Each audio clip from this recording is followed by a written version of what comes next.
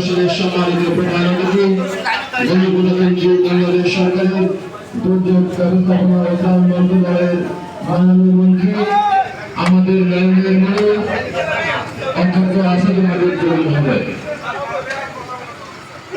ইতিমধ্যে আমাদের মাঝে এসে উপস্থিত হয়েছেন আজকের এই ত্রাণ কার্যক্রমের সম্মানিত প্রধান অতিথি গণপ্রজাতন্ত্রী বাংলাদেশ সরকারের দুর্যোগ ব্যবস্থাপনা ও ত্রাণ মন্ত্রণালয়ের মাননীয় মন্ত্রী আমাদের আশা আকাঙ্ক্ষার প্রতীক আমাদের নয়নের মনি অধ্যক্ষ আসাদুল আবেদ মহোদয়।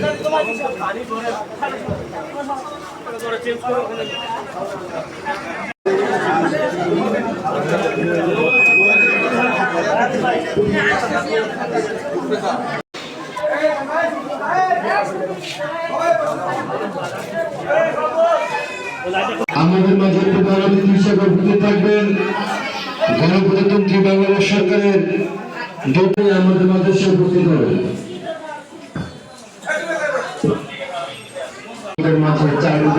সম্মানিত প্রধান অতিথি গণপ্রজাতন্ত্রী বাংলাদেশ সরকারের দুর্যোগ ব্যবস্থাপনা ও ত্রাণ মন্ত্রণালয়ের মাননীয় মন্ত্রী আমাদের উত্তরবঙ্গের জনমানুষের আশা আকাঙ্ক্ষার প্রতীক আমাদের নয়নের মনি অধ্যক্ষ আসাদুল আবেদ হবে।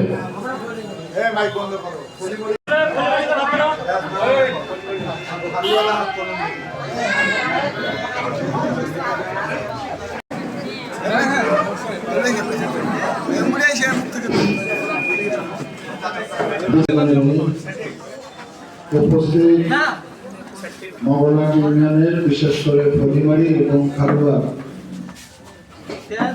বন্যায় ক্ষতিগ্রস্ত ভাই ও বোনেরা, উপস্থিত রয়েছেন আমাদের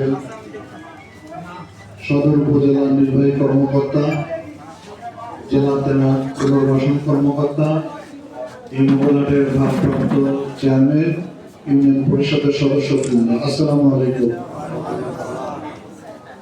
আমরা সবাই বিশেষ করে মগলহাট, কুলাঘাট এবং বড়বাড়ি এটি ধরলা নদীর কারণে বর্ষাকালে উজান থেকে পানির ঢল আসার সঙ্গে সঙ্গে বিস্তীর্ণ অঞ্চল প্লাবিত হয়, পাশাপাশি নদী ভাঙন অব্যাহত থাকে।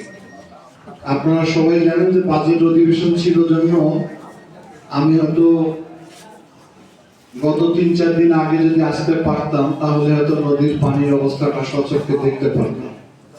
তবে প্রতিনিয়ত আমি যোগাযোগ রাখি, ছবি নেই, ভিডিও দেখি, আমার এলাকা কোথায় কি অবস্থা সংঘটিত হচ্ছে।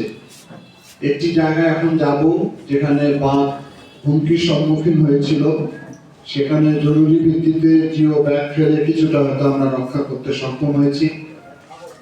তো প্রত্যেক বছরে এই ধরনের ঘটনা ঘটছে, সে কারণে আমি চেষ্টা করতেছি এই ধরলা নদীটাকেও স্থায়ীভাবে বাদ দিয়ে যাতে এই বর্ষাকালে মানুষের জমি, জিরাত, বাড়ি ঘর আর ভেঙে না যায়, সেটা নিয়ে অনেক দূর কাজ এগিয়েছে আমার, সেটা আমি চেষ্টা করতেছি, হয়ে যাবে ইনশাল্লাহ। আর আপনারা পাশাপাশি জানেন যে আমি একটা আন্দোলন করি, সেটা হলো জাগোবাহের তিস্তা বাঁচাই।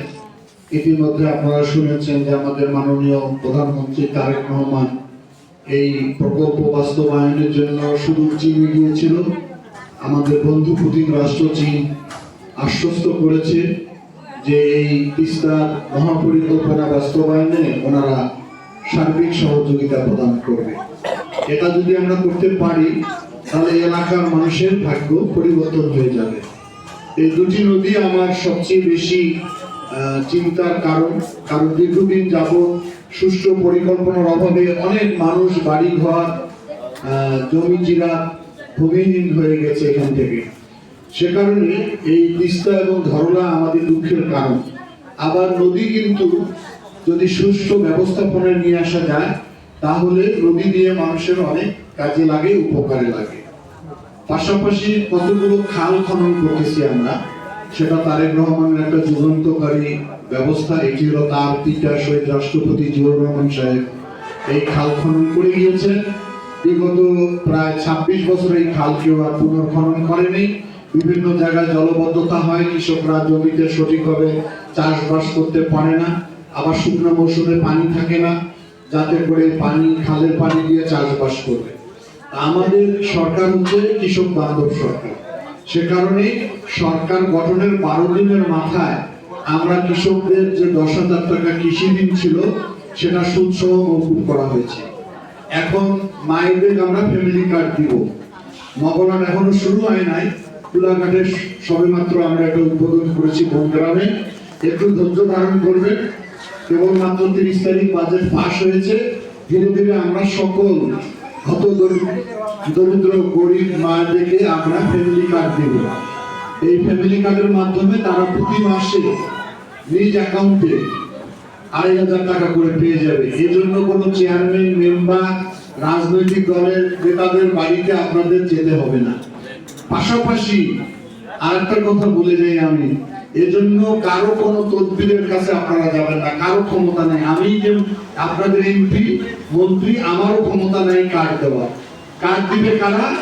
আমাদের লোক বাড়িতে আসবে, যাচাই বাছাই করবে, ডাটাবেস তৈরি করবে।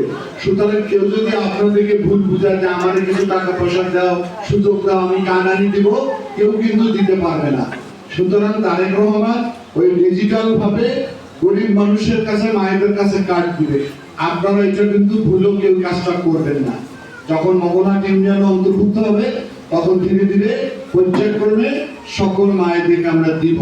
এই বছরে দেওয়ার পরিকল্পনা আছে সারা বাংলাদেশে 40 লক্ষ পরিবারকে। সেগুলো তো আমার জেলায় আমরা করবো না।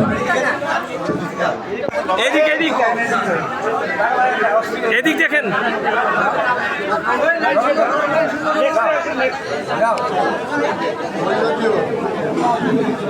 আপনি পিছিয়ে না কেন, মাঠ দেখতে দেন।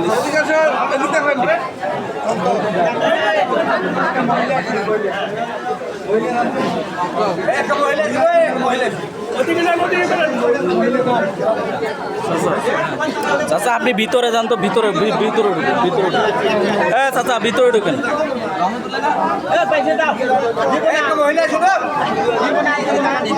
যান চাচা,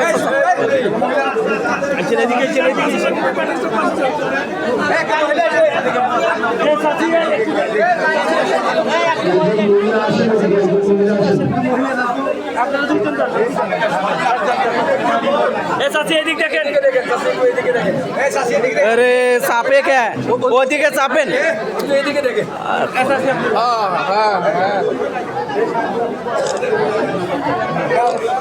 আপনি দেখুন,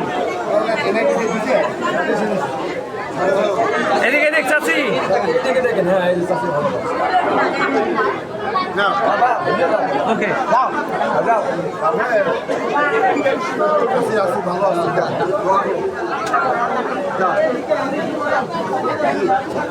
এবারে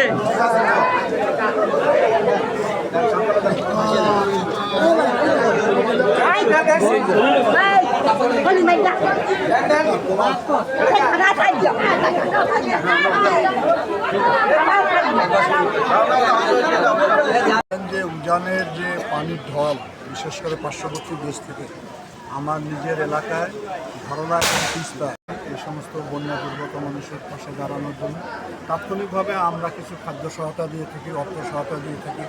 যেখানে বেশি পানিবন্দী করতে হবে সেখানে শুকনো খাবার দেবো আমরা। আপাতত আমাদের এটি কাজ। পরবর্তীতে যে সমস্ত বাড়িঘর ভেঙে গেছে তাদের একটি অ্যাসেসমেন্ট হচ্ছে, অ্যাসেসমেন্ট হলে তাদের পুনর্বাসনের ব্যবস্থা করা।